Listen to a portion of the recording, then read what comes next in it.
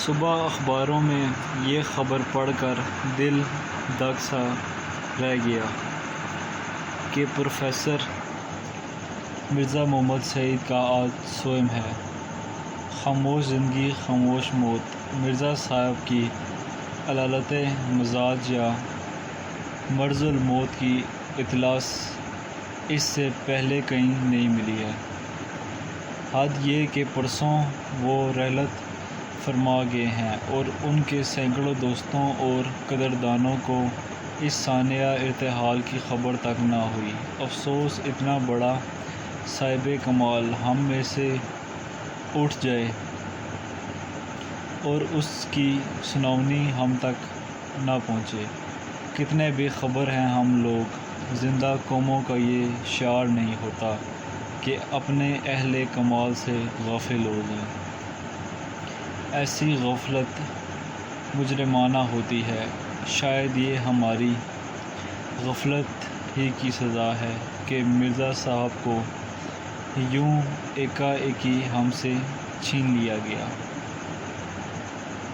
عالم کی موت عالم کی موت ہوتی ہے۔ ابھی ہم کو اس کا اندازہ نہیں ہو سکتا کہ مرزا صاحب کے رخصت ہو جانے سے ہمارا کتنا بڑا نقصان ہو گیا۔ اب ان کی عدم موجودگی رہ رہ کر ہمیں اس کی یاد دلائے گی اور ہمیں وقت کے ساتھ ان کی جدائی کا غو بڑھتا چلا جائے گا۔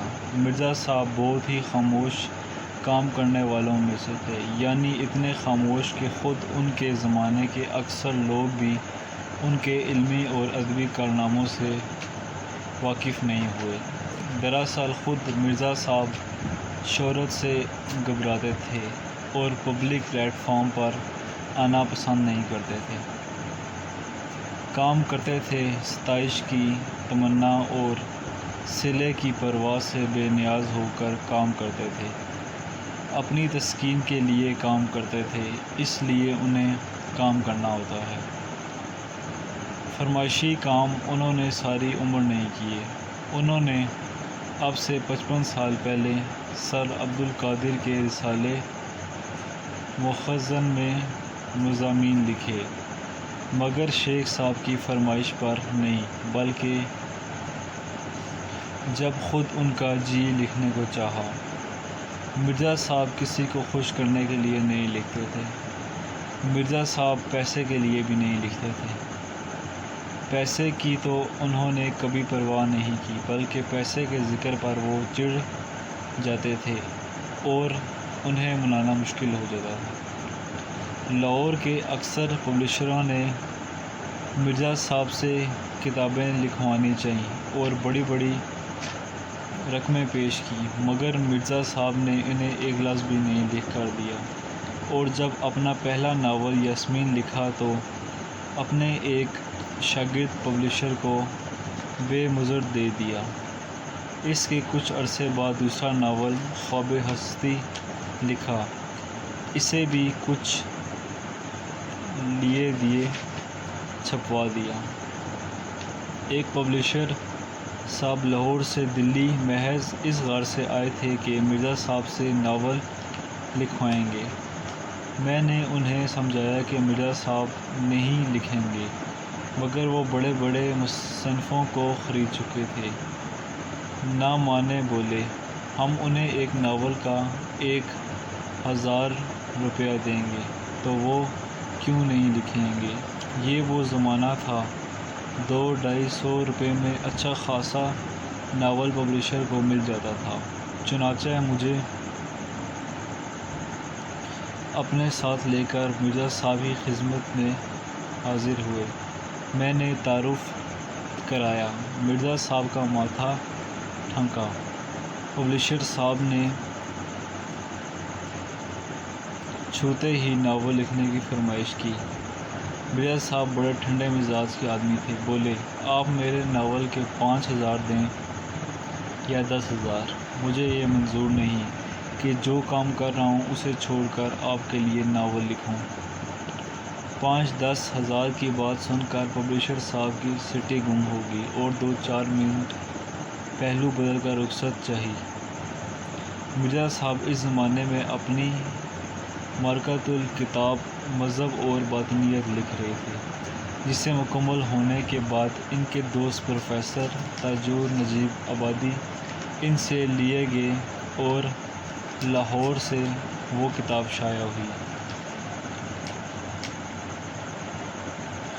مرزا صاحب کا یہی ایک علمی کارنامہ ہے، مگر ایسا کارنامہ کہ اردو کی اگر 100 عمدہ کتابیں چھانٹی جائیں تو ان میں مذہب اور باطنیت کو ضرور شامل کرنا پڑے گا۔ مرزا صاحب دلی کے شرفاء کے ایک متمول قرباداری ہو گئی تھی۔ 50-60 سال پہلے دلی کے مسلمان شرفاء میں انگریزی تعلیم کو اچھی نظروں سے نہیں دیکھا جاتا تھا، مگر سر سید نے مسلمانوں کے اس غلط نظریے کی بہت کچھ اصلاح کر دی تھی۔ اسی زمانے میں دلی کے 2 نوجوانوں نے اعلیٰ تعلیم حاصل کر کے علمی حلقوں میں نمود حاصل کی۔ ایک پروفیسر مشتاق احمد زیدی تھے اور دوسرے پروفیسر محمد سعید۔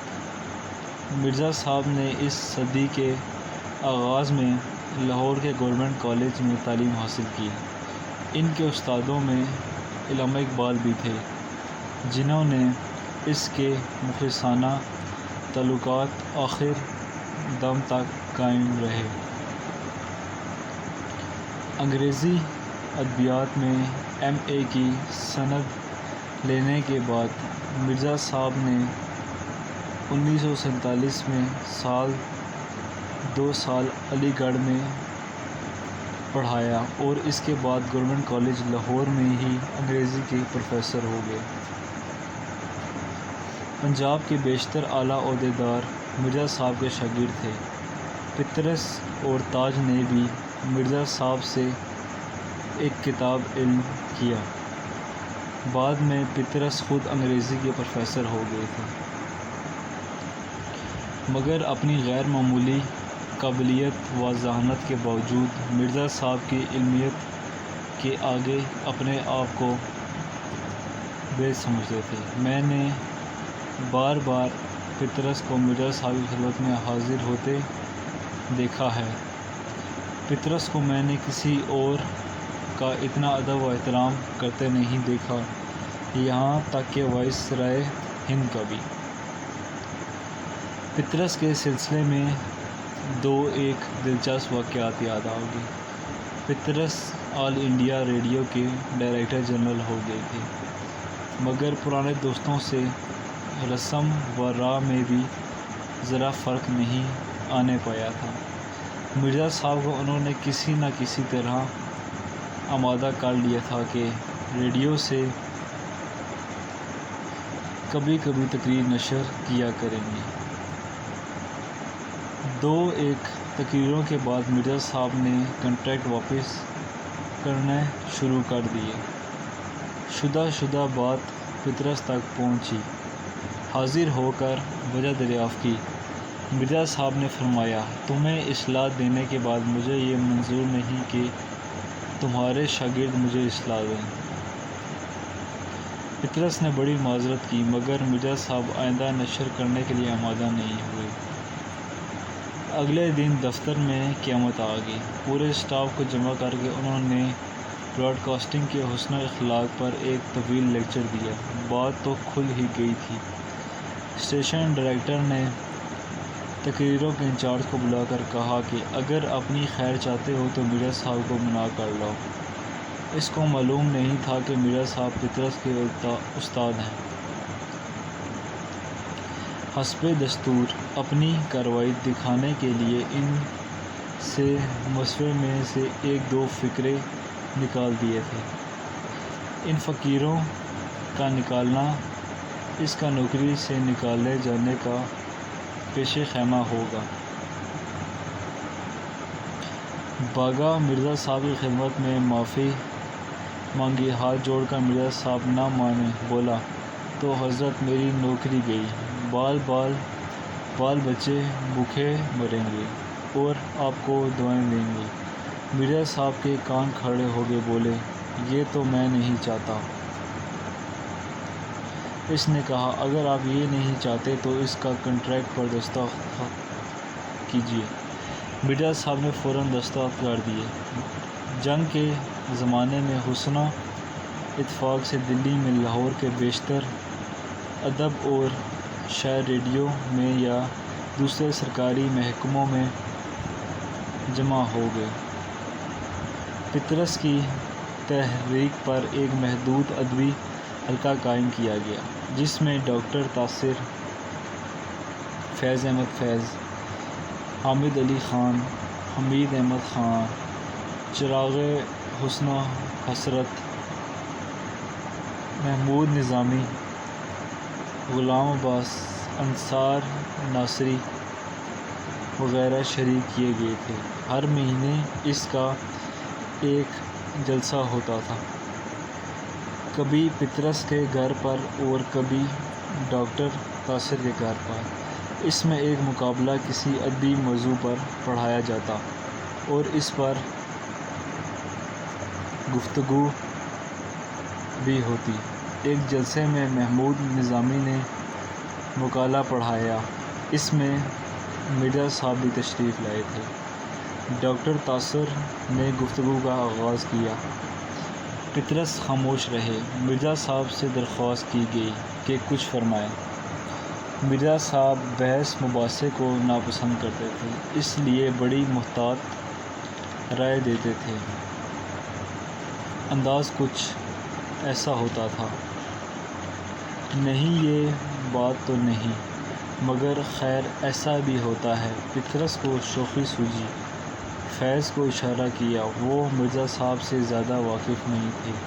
بات کاٹ کر فوراً شروع ہو گئے، یہ تو آپ کو معلوم ہی ہوگا کہ رومی تہذیب یونانی تہذیب کے بعد ابھری۔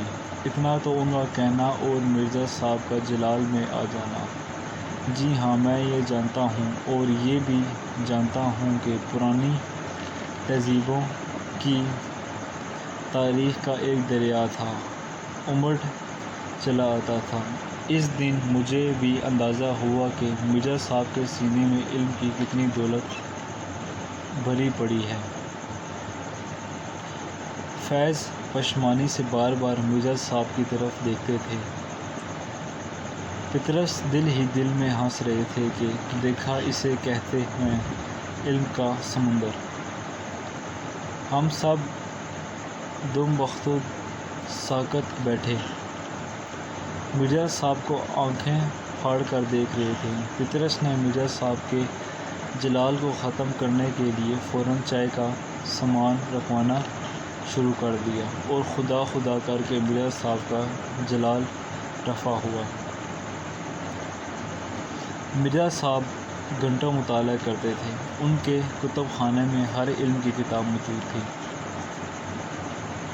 ملازمت درس و تدریس ہی کی تھی، اس لیے نئی نئی کتاب پڑھتے رہتے تھے۔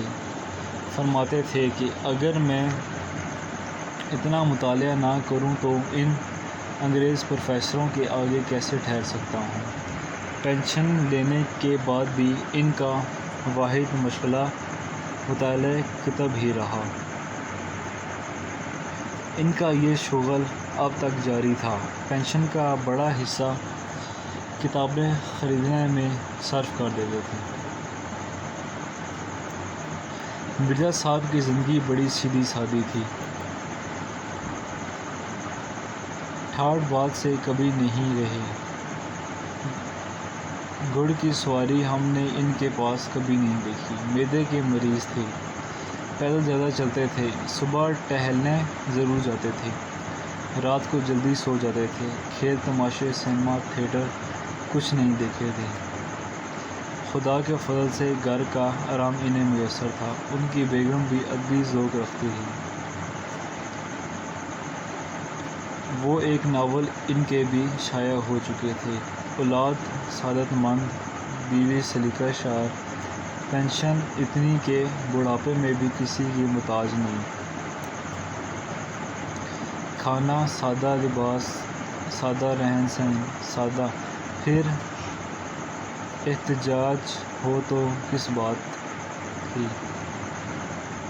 ریڈیو پاکستان کراچی سے 12 سال پہلے ایک پروگرام دانشکدہ شروع کیا گیا تھا جس میں 4 دانشور بلائے جاتے تھے اور سننے والے کے سوالوں کے جواب فی البدیہہ دیا کرتے تھے۔ میں میر سوالات کی خدمات انجام دیتا تھا۔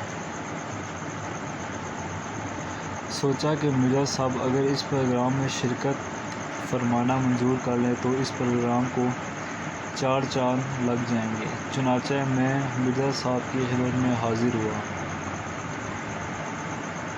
فرمایا، آدھی شہرت کے لیے کوئی کام کرتا ہے یا دولت کے لیے؟ مجھے نہ اس کی ضرورت ہے نہ اس کی، میں نے قدری کر لی ہے۔ مرزا صاحب ٹس سے مس نہ ہوئے۔ مرزا صاحب بہت قاعدے کرینے کے آدمی تھے، جو کہہ دیتے اس سے منہ نہ پھیرتے۔ قیام پاکستان سے پہلے جب مسلم لیگ نے زور پکڑا تو مرزا صاحب نے سیاست میں بھی حصہ لینا شروع کر دیا اور صوبائی مسلم لیگ کے صدر منتخب ہوئے اور مسلم لیگ کونسل کے ممبر بھی چنے گئے۔ کراچی یونیورسٹی قائم ہوئی تو اس کے مشیر مقرر ہوئے اور جب پاکستانی ادیبوں کا گلڈ 1949 میں بنایا گیا تو مرزا صاحب ہی اس کے پہلے اجلاس کی صدارت فرمائی۔ مرزا صاحب بظاہر علیم نہیں معلوم ہوتے تھے۔ اجلا رنگ، کشادہ پیشانی، گھنی بنوں کے سائے میں بڑی بڑی روشن آنکھیں، رخساروں کی ہڈیاں ابھری ہوئی، کتروا مونچھیں، ہنستے تو سامنے کے 2-4 دانت ٹوٹے ہوئے نظر آتے مگر برے نہ لگتے تھے۔ داڑھی منڈی ہوئی، دان پان سے آدمی تھے۔ 30 سال میں جب میں نے انہیں پہلی دفعہ دیکھا تو ان کی عمر 54 سے 55 سال کی تھی۔ میں جب 65 سال کے دیکھے تھے تب بھی وہ ویسے کے ویسے ہی تھے۔ انہیں زمانے کا شکوہ یا صحت کی شکایت کرتے کبھی نہیں سنا۔ ہنس ہنس کر باتیں کرتے تھے۔ سنا ہے کہ دلی کے جن 2-4 نوجوانوں نے سب سے پہلے سوٹ پہننا شروع کیا ان میں سب سے نفیس سوٹ مرزا صاحب کا ہی ہوتا تھا، مگر میں نے پچھلے 32 سال میں انہیں ہمیشہ شیروانی ہی پہنے دیکھا ہے۔ انگریزوں ان کا بچھونا مگر رعب کاٹنے کے لیے کبھی انگریزی میں بات نہیں کرتے تھے، بلکہ ان کی گفتگو میں انگریزی کے الفاظ بالکل نہیں آنے پاتے تھے۔ 40 سال کی عمر کے بعد ہی ان کے دونوں ہاتھوں میں ریشہ آ گیا، اس لیے لکھنے میں انہیں زحمت ہوتی ہے۔ خوش اخلاق اور خوش مزاج آدمی تھے مگر زیادہ دوست بنانے قائل نہیں تھے۔ آپ بھلے اور اپنا گھر بھلا۔ موت برحق ہے، مرنا سب کو ہے مگر مرنے میں فرق ہوتا ہے۔ مرزا صاحب نے خاصی عمر پائی مگر ان کی وفات کا صدمہ اس لیے زیادہ ہے کہ ایسے قابل، ایسے شریف اور ایسے وفادار لوگ زمانے اب پیدا نہیں کرے گا۔ افسوس کہ پروفیسر مرزا سعید اب وہ وہاں جہاں ہماری نیک آرزوئیں رہتی ہیں۔ ایسا جامع العلوم ہستی سے محروم ہونے کا ہمیں جتنا بھی غم ہو کم ہے۔ مرزا صاحب بہت اچھے آدمی تھے، دل کے بہت اچھے آدمی تھے۔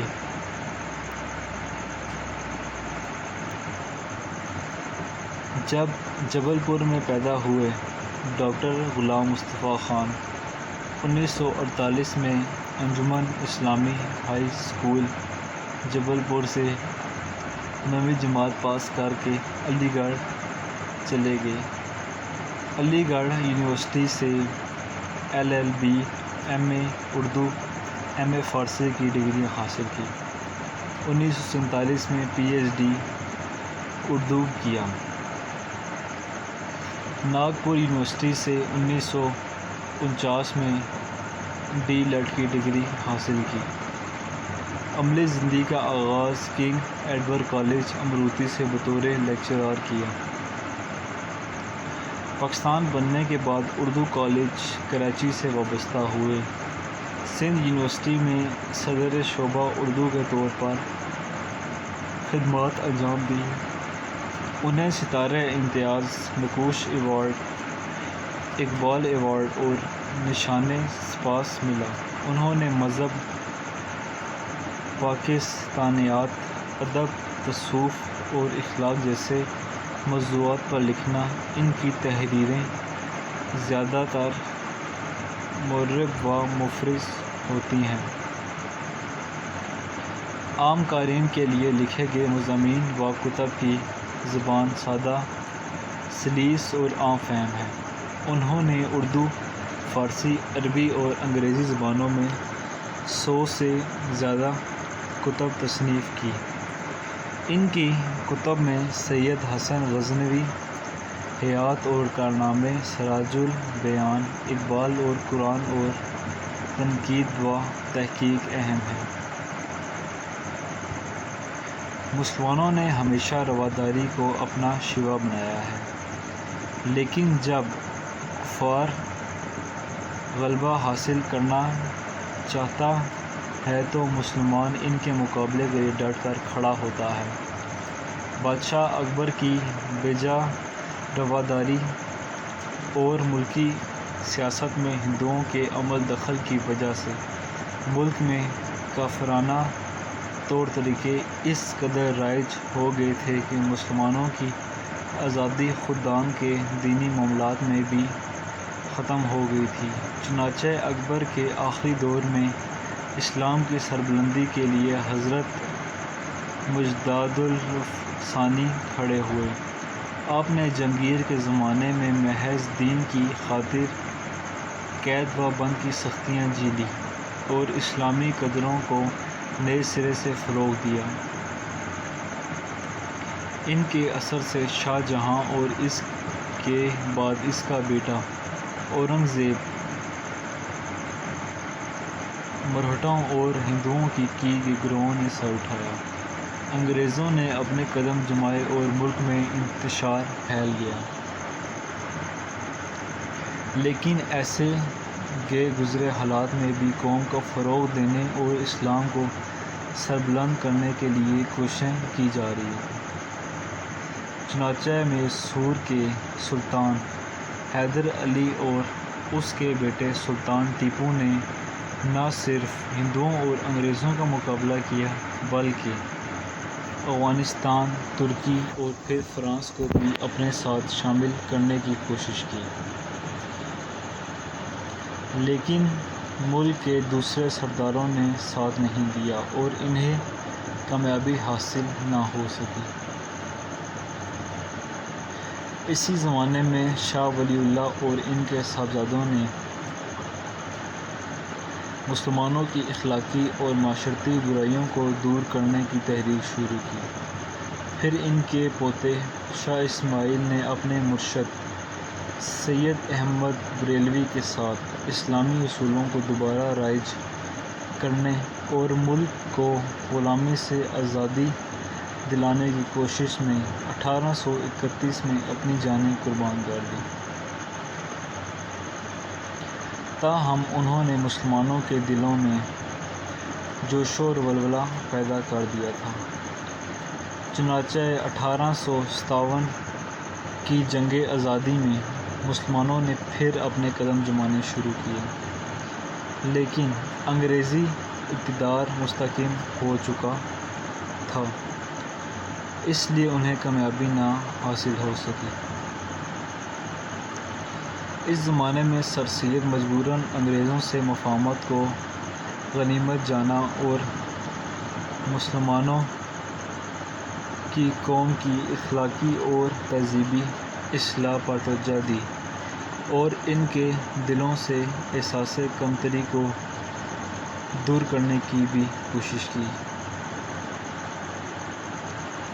1855 میں ہندوؤں نے کانگریس کی بنیاد ڈالی اور ظاہر یہ کیا کہ وہ ملک کی تمام قوموں کو ان کے حقوق دلوائیں گے، مگر بعد میں پتہ چلا کہ وہ صرف اپنے حقوق کا تحفظ چاہتے ہیں۔ انہوں نے مسلمانوں کو ان کے کاروبار سے محروم کرنے کی کوشش کی اور وہ سرکاری ملازمتوں پر بھی قابض ہو گئے۔ نیز انہوں نے مسلمانوں کی مشترکہ زبان اردو کے مقابلے میں ہندی کو قائم کر دیا۔ سر سید نے مسلمانوں کی دینی تعلیم کی طرف توجہ دی۔ پھر سر سید کے ایک رفیق نواب وقار الملک نے 1906 میں کل ہند مسلم لیگ کے نام سے مسلمانوں کی ایک الگ تنظیم ڈالی۔ یہ تنظیم ڈھاکہ میں قائم ہوئی، جہاں ہندوؤں نے سازش کر کے مسلمانوں کو زک پہنچانے کے لیے مشرقی بنگال اور آسام کا وہ صوبہ جس میں مسلمانوں کی اکثریت تھی ختم کرا دیا۔ 1911 میں اسی علاقے کو پھر بنگال میں شامل کرا دیا۔ اسی زمانے میں پہلی جنگ عظیم چھڑ گئی، جس میں انگریزوں کا مقابلہ جرمنی سے ہوا اور ترکی نے جرمنی کا ساتھ دیا۔ ہندوستان کے مسلمان چونکہ ترکی کے سلطان کو حجاز کی خدمت کرنے کی وجہ سے خلیفہ اسلام سمجھتے تھے، اس لیے انہوں نے مالی اور طبی امداد باہم پہنچائی، جس کی وجہ سے حکومت برطانیہ کو مسلمانوں سے عناد پیدا ہو گیا، لیکن انہوں نے یہاں کے مسلمانوں سے وعدہ کیا کہ اگر ہم کو اس جنگ میں فتح حاصل ہو گئی تو ہم کسی طرح بھی ترکی کو مزید نقصان نہیں پہنچائیں گے۔ یہ وعدہ محض فریب تھا، چنانچہ جب انگریزوں کو فتح حاصل ہوئی تو وہ اپنے وعدے سے پھر گئے اور انہوں نے ترکی کی وسیع سلطنت کے ٹکڑے ٹکڑے کر دیے۔ یہاں کے مسلمانوں کو اس فریب کی وجہ سے بہت تکلیف پہنچی اور انہوں نے خلافت کے تحفظ کے لیے مولانا محمد علی جوہر اور ان کے بڑے بھائی مولانا شوکت علی کی رہنمائی میں تحریک خلافت شروع کی۔ اس زمانے میں ہندوؤں نے مسلمانوں کو ہندو بنانے کے لیے شدی کی تحریک شروع کی اور ان کو ختم کرنے کی تحریک بھی شروع کی، جو وہ 12 سال پہلے تسلیم کر چکی تھی، بالکل نظر انداز کر دیا۔ پھر تو مسلمانوں میں بڑا جوش پیدا ہوا اور انہیں یقین ہو گیا کہ چونکہ ان کا دین، ان کی تہذیب اور ان کی معاشرتی اسلانے شرٹ پہن، تو نے میرے ساتھ ویڈیو بنانی ہے، اس لیے کسی حالات میں ہندوؤں سے تعاون نہیں ہو سکتا، یہیں سے کنٹینیو کریں آگے۔ چنانچہ 1930 میں مسلم لیگ کے الہ آباد والے اجلاس میں علامہ اقبال نے مسلمانوں کے لیے ایک علیحدہ وطن پاکستان بنانے کی تجویز پیش کی۔ 4 سال کے بعد جب قائد اعظم محمد علی جناح نے مسلم لیگ کی صدارت کا مستقل طور پر عہدہ قبول کیا تو انہوں نے اس تجویز کو عملی جامہ پہنانے کی کوشش شروع کر دی۔ آخر کار 23 مارچ 1940 کو انہوں نے لاہور کے اجلاس میں واقع اعلان کر دیا کہ مسلمانوں کی اکثریت ہے، وہاں ایک آزاد مسلم ریاست قائم کی جائے گی۔ اس اعلان کو قرارداد پاکستان بھی کہا جاتا ہے۔ یہاں سے اب آئیں گے اسلان۔ کہاں سے پڑھنے؟ یہاں یہاں یہ سمجھ لینا ضروری ہے کہ دنیا میں قومیت کی تشکیل کی دو بنیادیں ہیں، ایک وہ جو مغربی مفکرین نے قائم کی ہے، دوسری وہ جو رسول مقبول صلی اللہ علیہ وسلم کی قائم کی ہوئی ہے۔ اہل مغرب نے خاندانی، نسلی اور قبائلی بنیادوں میں ذرا وسعت پیدا کر کے قومیت کی بنیادیں جغرافیائی حدود پر استوار کی ہیں اور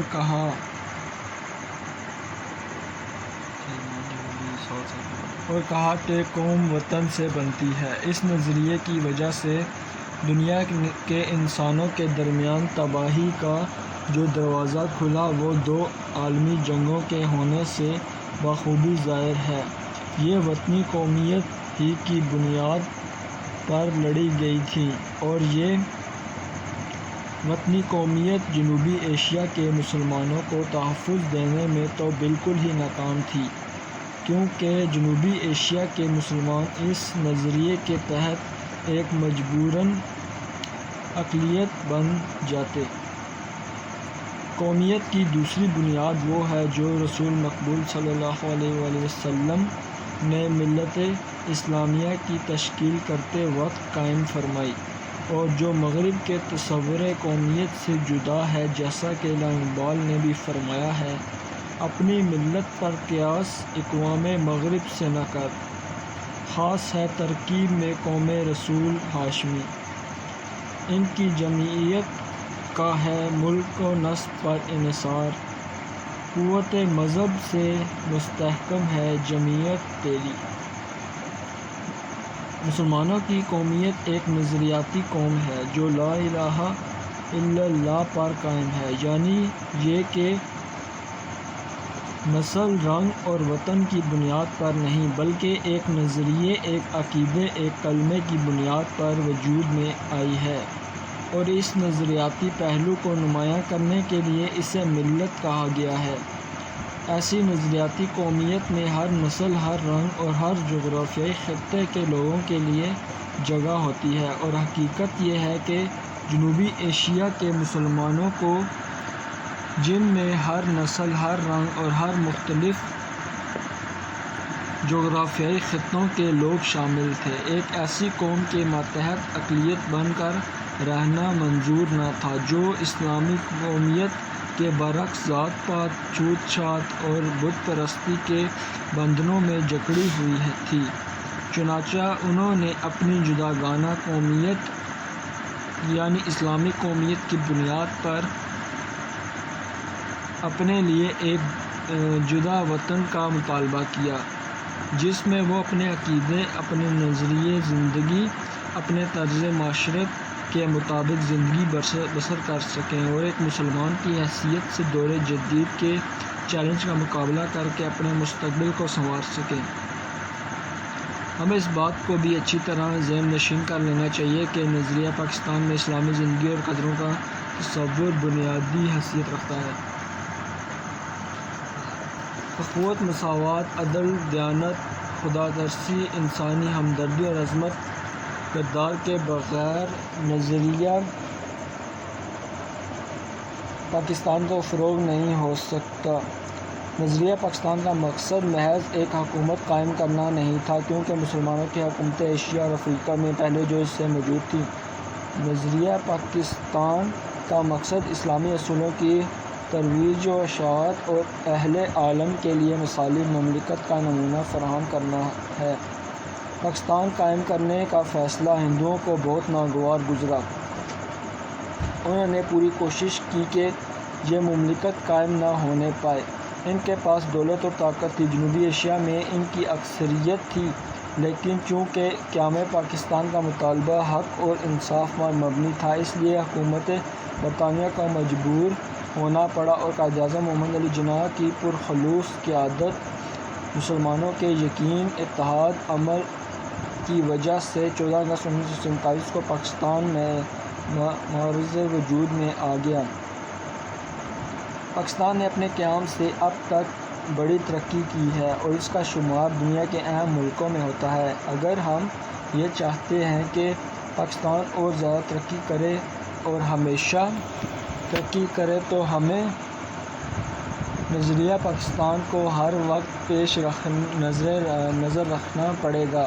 اس کی بدولت ہم پاکستان کو زیادہ مستحکم اور شاندار بنا سکتے ہیں۔ نظریہ پاکستان کا مقصد پاکستان کو ایک اسلامی اور فلاحی مملکت بنانا ہے۔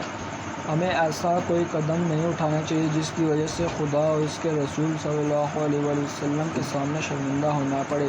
ہمارا جینا اور مرنا پاکستان کے لیے ہونا چاہیے۔ قومی مفاد کے سامنے ذاتی مفاد کو دل سے نکال دینا چاہیے۔ ہر قسم کی گروہ بندی اور بالا تر ہو کر تمام پاکستانیوں کی فلاح و بہبود کی کوشش کرنا نظریہ پاکستان کو فروغ دینا ہے۔ اگر ہم نے نظریہ پاکستان کو پیش نظر رکھا اور اپنی سیرت اور کردار کو اس کے مطابق ڈالنے کی کوشش کی تو دنیا کی دوسری قوموں میں بھی ہمیں امتیاز حاصل ہوگا اور ہم اسلامی اصولوں کی روشنی میں پاکستان کو توانا، مستحکم، شاندار اور پرعظمت بنانے میں پوری طرح کامیاب ہوں گے انشاءاللہ۔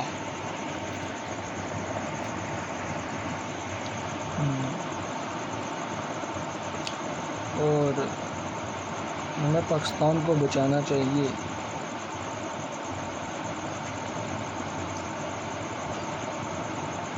پرستان کی شہزادی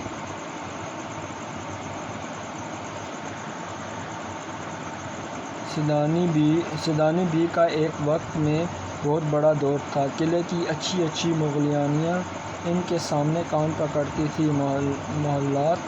محلات میں جہاں کوئی نیا جوڑا صلہ، کسی نئی واضح کی ٹکائی کا ذکر ہوا اور یہ بلائی گئیں۔ شہر کی بیگمات میں بھی ان کے ہنر کی داغ تھی، سب انہیں آنکھوں پر بٹھاتے تھے۔ آج پالکی چلی آ رہی تھی، بڑی سرکار نے بلایا کہ کل ڈولی کھڑی ہوئی ہے کہ نواب سلطان جہاں بیگم نے یاد کیا ہے۔ نہ رات کو فرصت تھی نہ دن کو چین، صبح کہیں مہمان ہیں تو شام کو کہیں، لیکن رہے نام سائیں کا۔ بڑھاپا آیا تو پاؤں ہاتھ نے جواب دے دیا، آنکھیں دھند لا گئیں۔ اب کون پوچھتا دنیا اور مطلب نہ رہا تو کیسی خاطرداری، ہارے وقت کا کوئی ساتھی نہیں، بیچاری کو ٹکڑے کا سہارا دینے والا بھی نہ تھا۔ جب بہت پریشان ہوئی تو پڑوس میں ایک میر صاحب رہتے تھے، ان کی بیوی نے انہیں ترس کھا کر اپنے پاس رکھ لیا۔ سنا ہے کہ یہ نہایت شریف گھرانے کی بیٹی تھیں، مراٹھا گردی میں ان کا خاندان تباہ ہو گیا تھا، برس دن کی بیوہ ہو گئیں۔ اس زمانے میں دوسری شادی کرنا بڑا عیب سمجھا جاتا تھا۔ مغلانی کا پیشہ اختیار کر لیا اور اپنی ہنرمندی کی بدولت رنپا گزار دیا۔ جوانی تو عزت آبرو سے کٹ گئی، خوب کمایا، ہزاروں روپے انعام میں لیے، مگر رکھنا نہ جانا۔ دل کی حاتم اور طبیعت کی نرم تھی، اور پرانے شریفوں میں ایک یہی عیب ہوتا ہے کہ وہ وقت کی قدر نہیں کرتے، خدا کی بے نیازی کو بھول جاتے ہیں، بنے ہوئے زمانے میں بگڑنے کا خیال بھی نہیں آتا تھا، جانتے ہیں کہ یہی لہر بہہ رہے گی۔ سیدانی بی بی بھی جوانی پھر اس غلط فہمی کا شکار ہے۔ بڑھاپے نے آن دبایا، طاقتیں دغا دے گئیں تو آنکھیں کھلی اور دوسروں کے سہارے پر زندگی کے اندھیرے دن پورے کرنے لگی۔ میر صاحب کے گھر والے چھوٹے سے لے کر بڑے تک سب کے سب انتہا سے زیادہ خوش مزاج اور خدا ترس تھے۔ ہر ایک سیدانی بی کو خدا کا بھیجا ہوا مہمان سمجھ کر ان کے سامنے بچھا جاتا تھا۔ سیدانی بی دو چار دن تو ذرا غمگین اور شرمندہ سی ہیں، پھر ان کا بھی دل کھل گیا اور اس طرح رہنے لگیں جیسے اپنے کنبے میں۔ ہاتھ کانپتے تھے، نگاہ موٹی ہو گئی تھی، سوئی کا نام مشکل سے سوجتا تھا، لیکن ساری عمر محنت کر کے کھایا تھا، پرائی روٹی مفت کیسے کھا سکتی تھی؟ صبح نماز پڑھ کر بچوں کو لے بیٹھتی، قرآن شریف پڑھاتی، نصیحتیں کیا کرتی، دوپہر کو سینا پرونا اور کاڑھنا سکھاتی، شام ہوتی تو باورچی خانے جا کر کھانا پکانے کی ترکیبیں بتاتی، عشاء کی نماز سے فارغ ہو کر بڑے مزے کی کہانیاں سناتی۔ کہانیاں ایسی اچھی ہوتی کہ بڑے بھی آ جاتے۔ میر صاحب اور ان کی بیوی دونوں خوش تھے کہ سیدانی بی کو بچوں کی تربیت کے لیے خدا نے بھیج دیا۔ ایسی شریف، نماز روزہ کی پابند، ہنر مند استانی صرف روٹیوں پر کہاں میسر آتی ہے۔ بچے ایسے گرویدہ ہوئے کہ دن رات سیدانی بی کے پاس بیٹھے رہتے۔ مشہور تھا کہ سیدانی بی پرستان میں بھی آئی ہوئی ہیں۔ وہاں کے بادشاہ نے انہیں اپنی بیٹی کا جہیز ٹانکنے کے لیے بلایا تھا۔ انہوں نے وہاں کئی دن رہ کر بڑے بڑے تماشے دیکھے ہیں۔ گھر والوں کو یہ خبر تھی لیکن کبھی خیال نہیں آیا کہ سیدانی بی سے پوچھتے تو کیا بی سچ مچ تم پرستان گئی ہو؟ شاباش تمہارا جگرا، تم کو ڈر نہیں لگا؟ ایک دن سردیوں کی رات تھی، دالانوں کے پردے پڑے ہوئے تھے، چھوٹے بچے لحافوں میں دبکے اور بڑے لڑکے لڑکیاں انگیٹھی کے چاروں طرف بیٹھے کہانی سن رہے تھے۔ اتنے میں میر صاحب کی بیوی نماز وظیفے سے فارغ ہو کر آئی۔ اتفاق سے کہانی بھی انڈا شہزادی کی تھی۔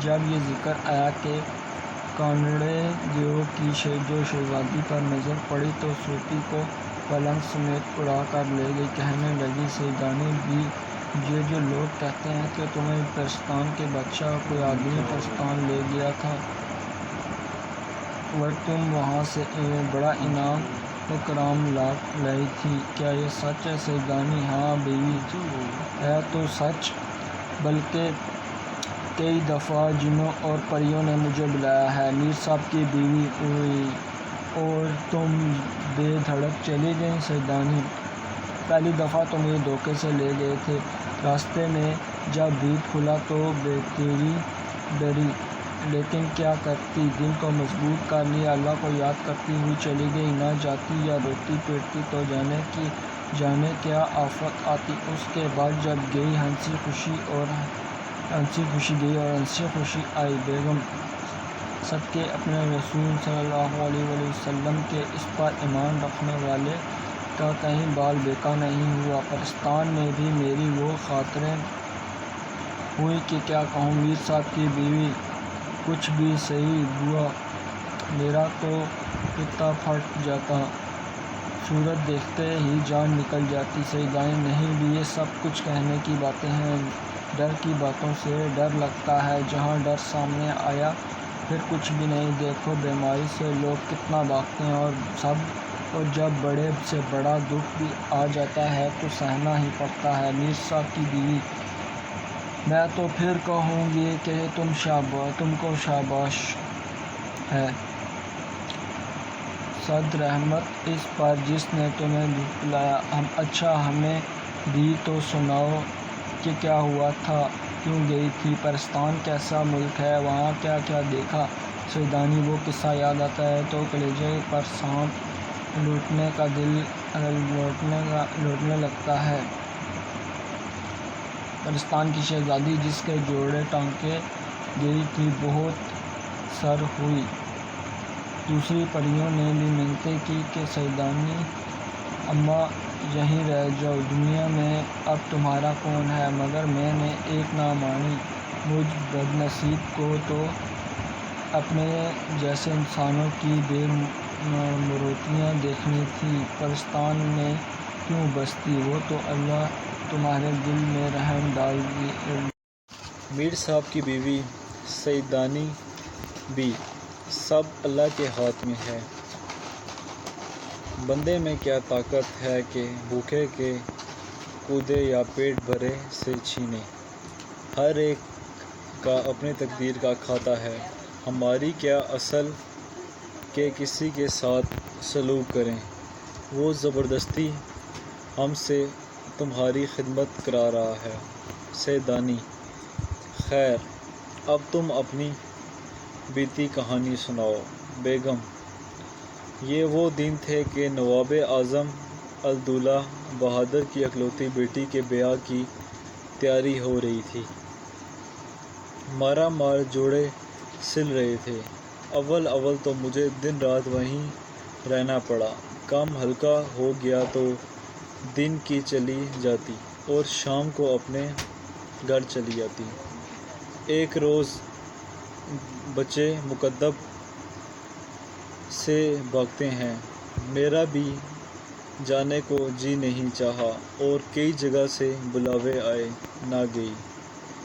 شاید جمعہ تھا، کتنے ہی دن نہائے کو ہو گئے تھے۔ خوب نہائی، شام ہو گئی۔ ماما سے بونڈ پلاؤ پکوایا۔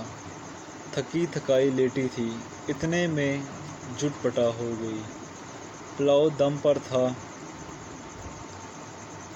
کہ باہر سے کسی نے آواز دی، سیدانی بی کو سرکار نے یاد کیا۔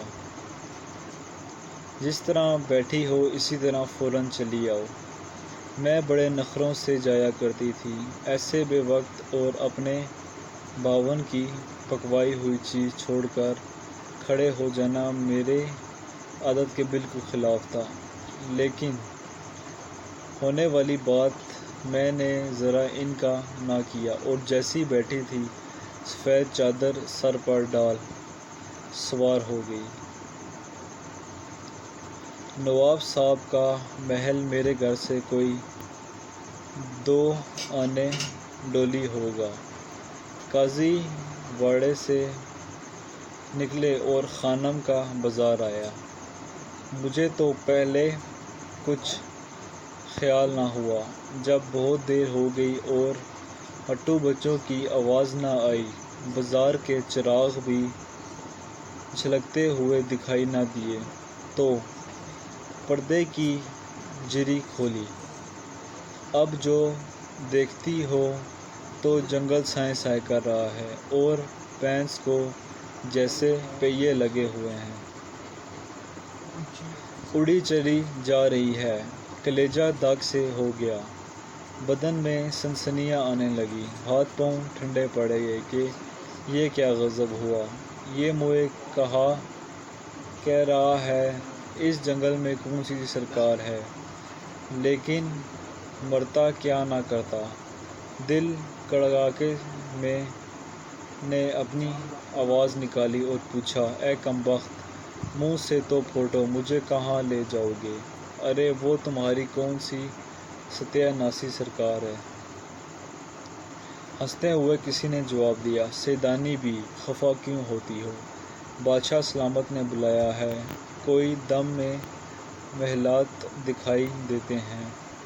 ایسا معلوم ہوا کہ جیسے کوئی پالکی کے پاس بول رہا ہے۔ منہ نکال کر جو دیکھا تو بیگم کیا کہوں، ایک بے چاکی شکل کا آدمی تھا۔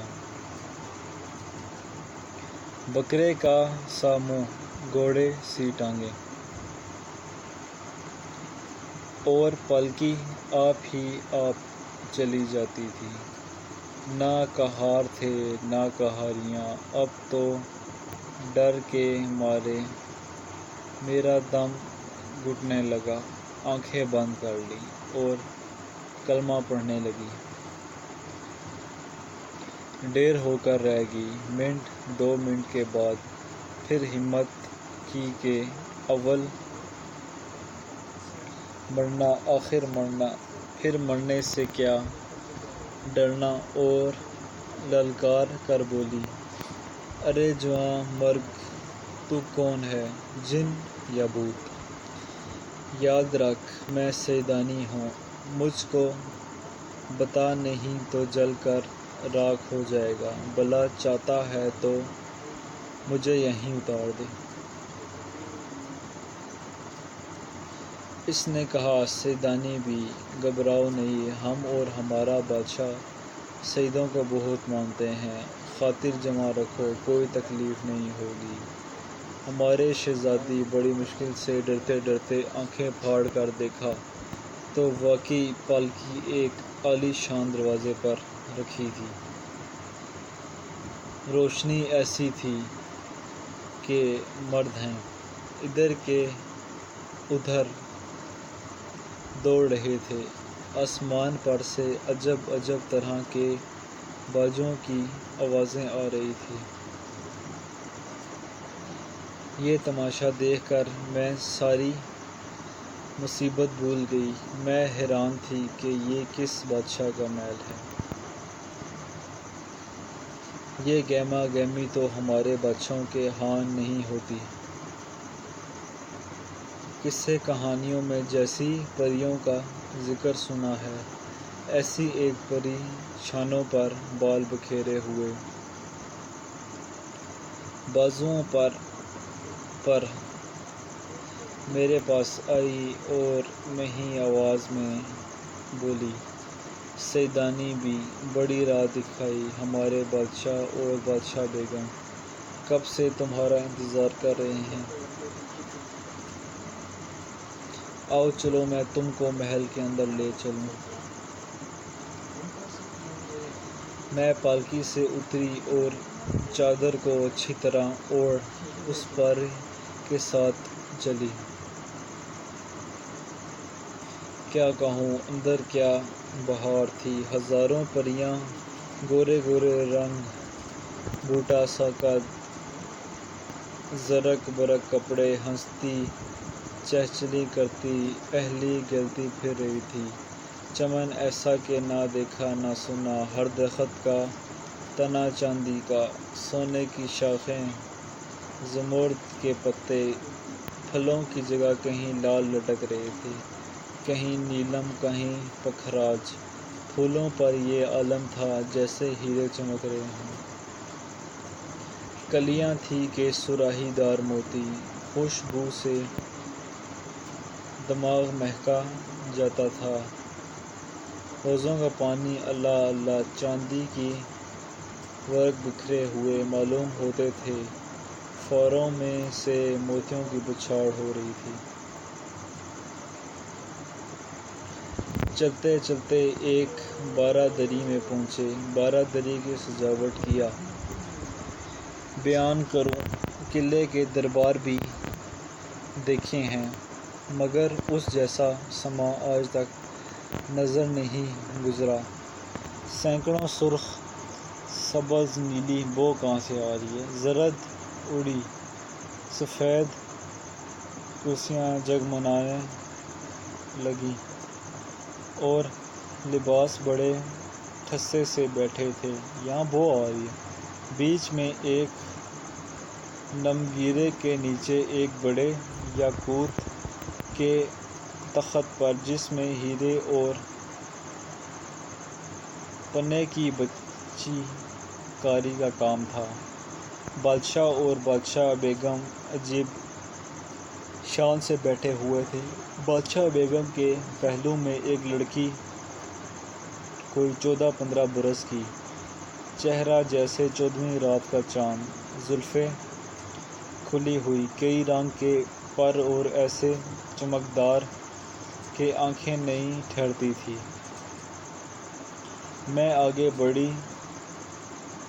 رہی تھی مگر ہاتھ پاؤں کانپ رہے تھے، ڈر سے نہیں، حیرانی سے کہ اللہ تعالیٰ، یہ کون لوگ ہیں؟ میں جاگ رہی ہوں یا خواب میں؟ پرستان کی سیر ہے، بس کر۔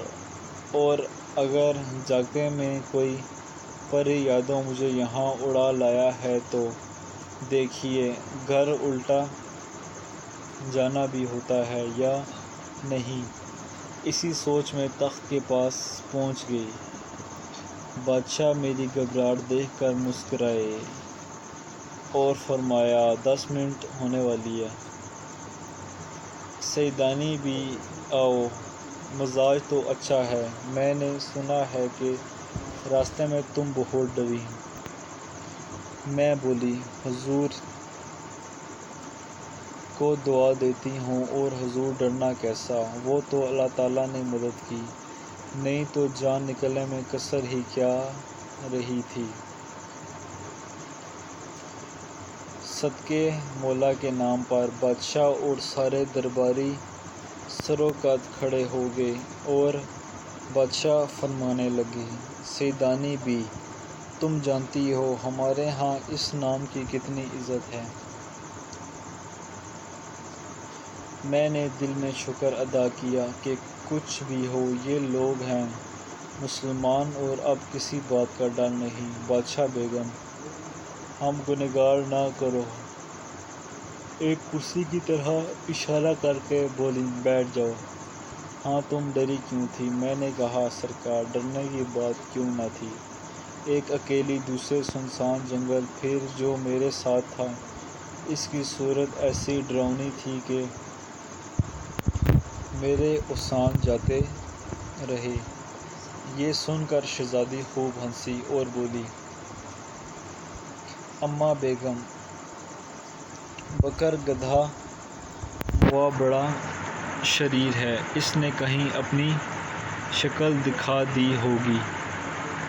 اب میرے پیٹ میں پھر ہول اٹھنے لگے کہ کہیں یہ ساری صورتیں بھی نقلی نہ ہوں، اور بولا بولا کر چاروں طرف دیکھنے لگے۔ 12 منٹ کی ہو گئی ہے۔ سیدانی بھی یہ ختم ہی نہیں ہو رہی۔ ڈراؤنی نہیں، ہمیں سب کی شکلیں اصلی ہیں، بلکہ پری زادوں کی ساری ایسی ہی خوبصورت شکلیں ہیں جیسی تم دیکھ رہی ہو۔ میری لڑکی سہیل پری نے جس کا ذکر کیا وہ جن ہے، اور جن البتہ وضع کے شکل ہوتے ہیں۔ خاطر جمع رکھو تمہارے سامنے کوئی یا جن یا دیو بری صورت بنا کر نہیں آئے گا۔ اتنے میں کھانوں کی خوراک اترنے لگی، خاصا چنا گیا، کھانا کیا تھا۔ اللہ کی قدرت کا کرشمہ، ایک ایک پالچٹ کے پودے پھولوں سے لدے ہوئے سامنے تھے، خوشبو کی لپیٹیں آ رہی تھیں، مگر میں کھاتی کیا؟ نہ کسی ڈر کی روٹی تھی، نہ سالن،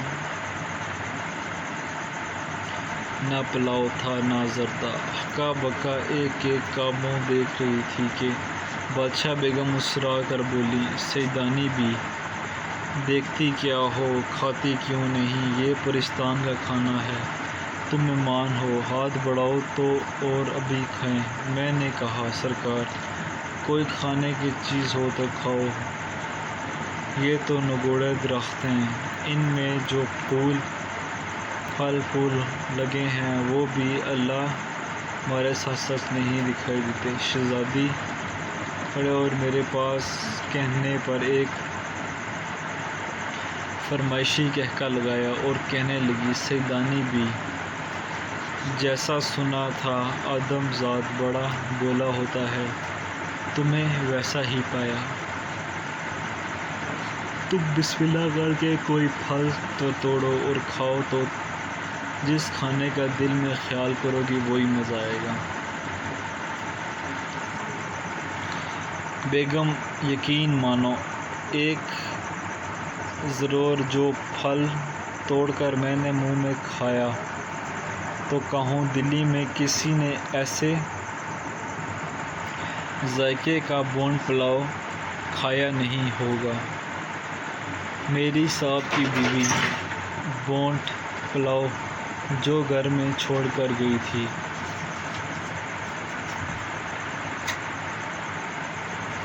ایسے مزے نہیں کھایا۔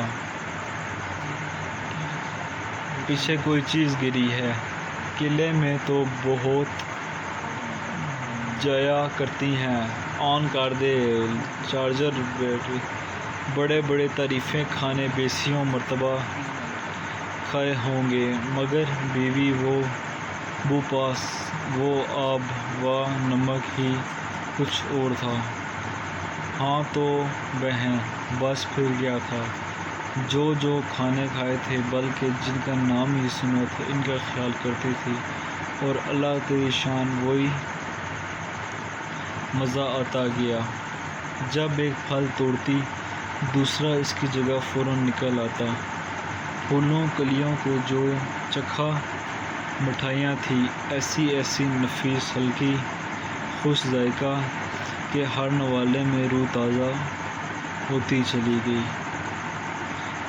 پیاس معلوم ہوئی تو پانی کا خیال آتے ہی یا قوت کا گلاس خود بخود آ کر منہ سے لگ جاتا۔ شکریہ آپ کا بہت بہت ہماری ویڈیو سننے کا۔ مزید ویڈیوز دیکھنے کے لیے ہمارا چینل سبسکرائب کریں، اور یہ میرا بھائی ہے۔